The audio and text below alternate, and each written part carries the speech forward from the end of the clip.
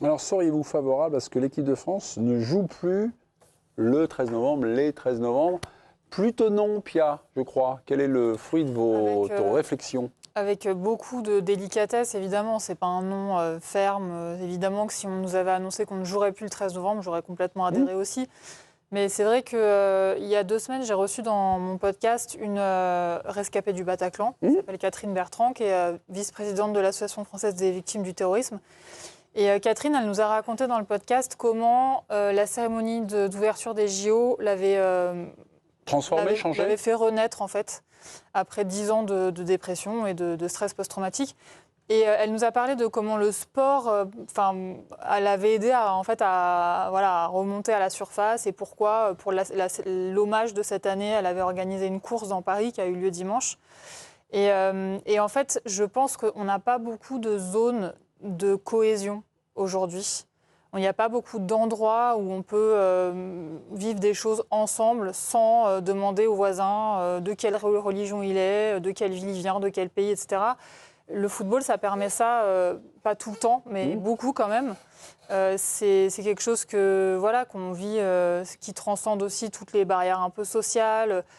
Et je me dis, ça reste un moment de vie très, très fort.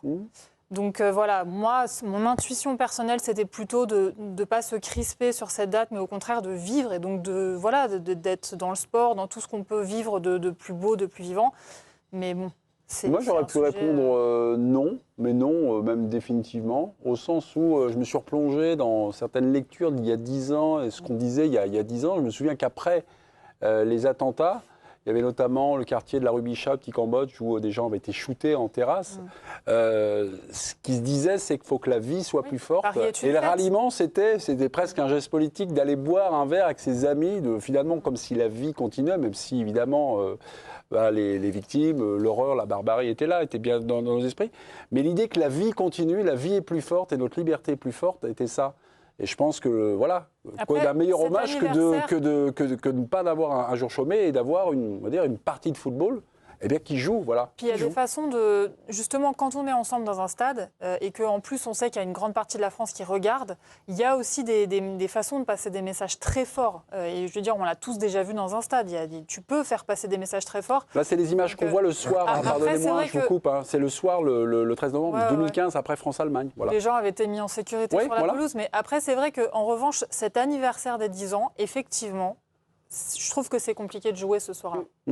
On s'est renseigné à un membre, c'est la rédaction de 20 minutes, pardonnez-moi, qui s'est renseigné, un membre de l'entourage de l'équipe de France a expliqué à 20 minutes que la Fédération française n'avait effectué auprès de l'UEFA aucune demande de report pour cette rencontre et qu'aucune réclamation de la part des associations de victimes n'avait eu lieu pour avoir un jour, on va dire, chômé, un jour symbolique de non-match. Donc il n'y a pas de sacralisation. En tout cas, je pense que l'association, les porte-paroles, ne veulent pas que ça soit sacralisé.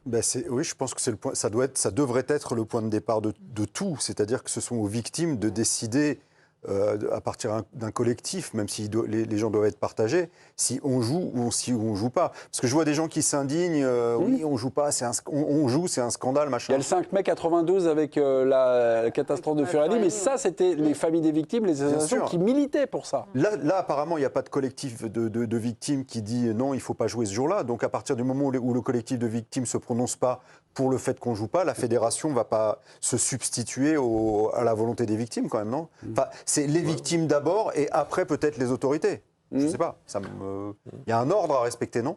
Oui, je ne sais pas. Oui, non, mais t'as raison. Enfin, c'est toujours délicat. Enfin, moi, je trouve que c'est difficile d'avoir un avis tranché sur ce genre de questions. Moi, j'avais pensé à Furiani, notamment, où là, effectivement, les familles de victimes ont milité pendant des années pour que ça ne joue pas le 5 mai. Ils ont d'ailleurs jamais vraiment obtenu gain de cause à ce niveau-là. C'est pas tout à fait pareil. C'est pas pareil. Furiani, c'est un accident qui est arrivé où il y a eu des victimes, bien évidemment. Mais là, c'est pas un accident. Le point de départ, c'était il y avait quand même le Stade de France. Non, mais il y a une idée quand même qui se rejoint, c'est celle de la mémoire, la commémoration. Et le fait est, c'est que, et je peux entendre, moi j'ai entendu Pierre Boubi qui en a parlé cet après-midi, je l'ai trouvé très juste en disant, un peu ce que tu disais, la façon de répondre finalement à ces agissements et à cette terreur, c'est de dire... C'était la réaction de l'époque, instantanément. Mais même il le dit finalement, une façon de rendre hommage aussi aux victimes, c'est de leur dire, nous, la vie continue, etc. Et puis d'un autre côté, moi je peux comprendre qu'il y en a certains qui puissent trouver ça indécent, mais ceux qui sont mieux le placés, c'est ce que tu disais Régis, ce sont finalement les victimes et les proches des victimes. La seule chose que j'espère, enfin que je souhaite du moins pour ces victimes, c'est qu'il y ait vraiment une commémoration qui soit faite demain. C'est-à-dire qu'il y ait match, d'accord, mais c'est pas un truc, ça fait 10 ans, on peut pas oublier, quoi. Je vais vous donner des informations là-dessus. Tout d'abord, Kylian Mbappé, qui a joué parfaitement aujourd'hui son rôle de capitaine sur ce sujet-là. Écoutez-le. Au nom de toute l'équipe de France, au nom des joueurs, du staff et de l'ensemble des personnes, parce que je ne sais pas si tout le monde aura l'occasion d'en parler demain. Tout le monde sait à quel point demain est une journée spéciale, pas dans le bon sens du terme. Donc on voulait avoir une pensée pour toutes les personnes qui ont perdu leurs proches, qui ont pu être touchés, blessés, que ce soit mentalement ou physiquement. On va essayer demain de rendre hommage à toutes ces personnes, que ce soit durant la journée, pendant le match, en essayant de mettre des sourires sur le visage des personnes qui vont venir au stade, même si on sait que c'est pas une journée joyeuse, mais on veut faire comprendre aux Français que malgré le fait qu'il y ait une qualification à la Coupe du Monde qui se joue, il y a des choses bien plus importantes.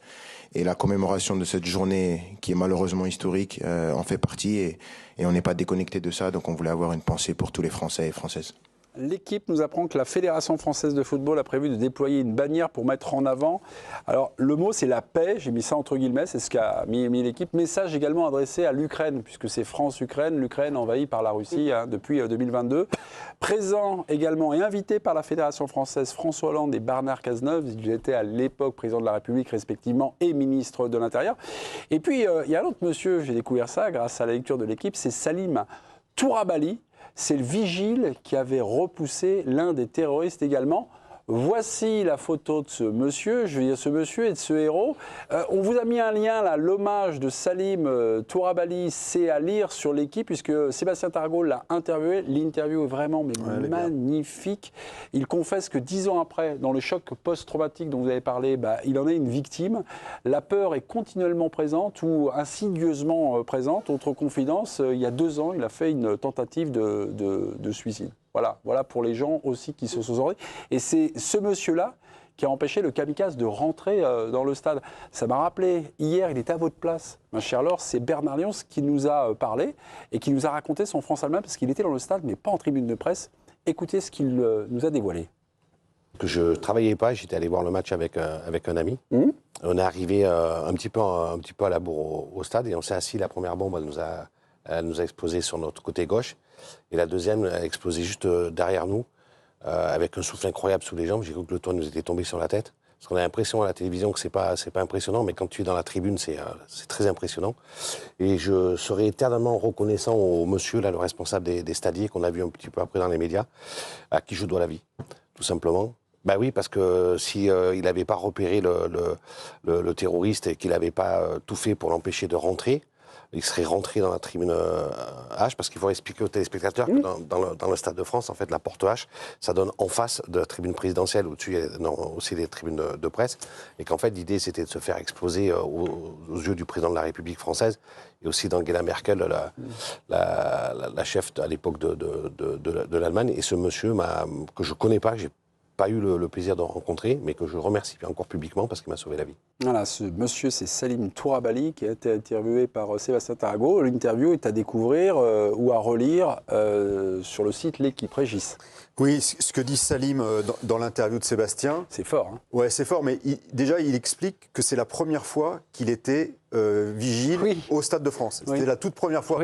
Donc, il a pris ce job très à cœur parce qu'il y tenait, mais il n'a pas fait que repousser l'assaillant en l'empêchant de rentrer. Il a prévenu également les autres. Oui, parce que quand il a vu le suspect, il s'est dit, lui, il est louche, il a pris son talkie-walkie, il a appelé son responsable. Agité, il a appelé son responsable et il a dit à son responsable, prévenez les autres guichets. Il y a un type, il ressemble à ça, il est suspect, il a une attitude très, très louche. Et ce type a essayé de rentrer dans les autres portes et grâce à son descriptif, il s'est fait refouler à d'autres endroits. Donc le gars a vraiment pris ses responsabilités et c'est très fort ce qu'il a fait.